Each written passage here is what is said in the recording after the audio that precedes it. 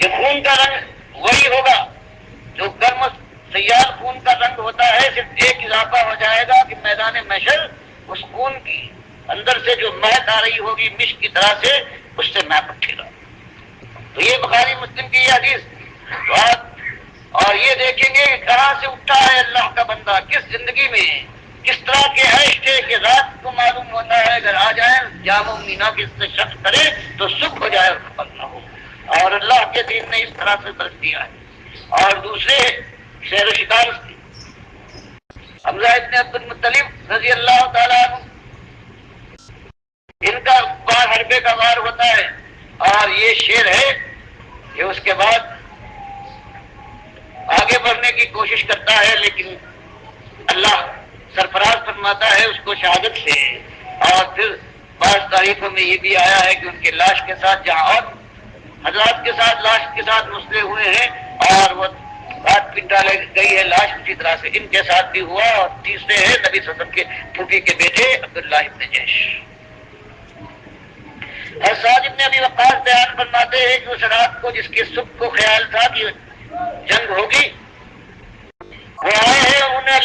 کہا کہ آؤ بھائی دعا کرتے ہیں پروردگار عالم سے، اور انہوں نے دعا کی کل اللہ پروردگار عالم کل جب مقابلہ ہوگا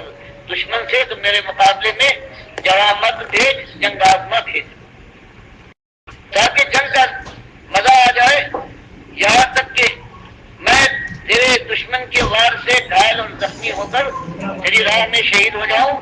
اور پھر میرے ہاتھ پیر اور ناک کان کاٹ ڈالے جائیں، قیامت کے دن مالک کی تیری بارگاہ میں پہنچوں اور تو اس سے یہ کہے کہ عبداللہ ابن جیش یہ تیرا خون کیوں بہا، تیرے ہاتھ پیر اور ناک کان کیوں کاٹے گئے، تو مالک میں اس وقت عرض کروں کہ پروردگار تیری رضا کے حصول کے لیے، تیرے دین کے غلبے کے لیے، تیرے نبی صلی کی نصرت کے لیے۔ اور پھر اساتذہ بیان فرماتے ہیں کہ یہ کہنے کے بعد چونکہ اللہ کے نبی صلی نے فرمایا ہے رب اشسا اکبرا مدفوم بالابواب لو اقسم علی اللہ لا برہ، کتنے ایسے ہیں کہ دنیا میں نگاہ میں ان کی کوئی وقت نہیں ہے، اشسا بال پریشان ہے، اکبرا بدن گردالود ہے، کہاں نہانے دھونے کا موقع، مدفوم بالابواب کسی محفل میں جہاں بواب ہوتے دربان ہوتے داخل ہونے کی کوشش کرے دھکے دے کر ہٹا دیا جائے کہ چہرہ ذرا آئینے میں دیکھ کر آئیے گا۔